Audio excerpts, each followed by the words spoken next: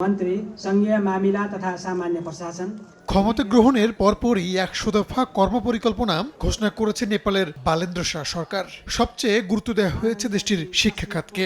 মন্ত্রিসভার প্রথম বৈঠকেই স্কুল ও বিশ্ববিদ্যালয়ে দলীয় ছাত্র রাজনীতি বিলুপ্তির ঘোষণা দেওয়া হয়েছে। এর পরিবর্তে ৯০ দিনের মধ্যে স্টুডেন্ট কাউন্সিল বা ভয়েস অব স্টুডেন্টস নামে নতুন কাঠামো গড়ে তোলার পরিকল্পনা রয়েছে।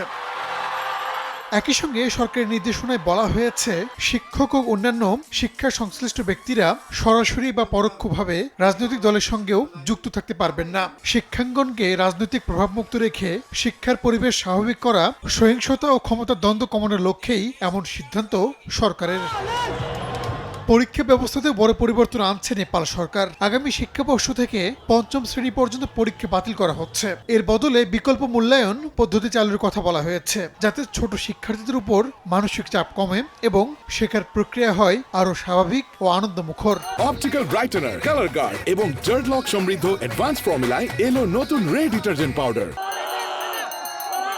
নেপালি পরিচয় জাতীয়তাবাদ উৎসাহিত করতে বিদেশি নামে পরিচালিত স্কুলগুলোকে নাম পরিবর্তনের নির্দেশও দেওয়া হয়েছে। অক্সফোর্ড, পেন্টাগন বা সেন্ট জেভিয়ার্স এর মতো বিদেশি নামধারী শিক্ষা প্রতিষ্ঠানগুলোকে এই বছরের শেষ নাগাদ নেপালি নাম দিতে বলেছে সরকার। তবে এই সিদ্ধান্তগুলো বাস্তবায়নে আইনি ও রাজনৈতিক চ্যালেঞ্জের সম্ভাবনাও উড়িয়ে দিচ্ছেন না বিশ্লেষকরা।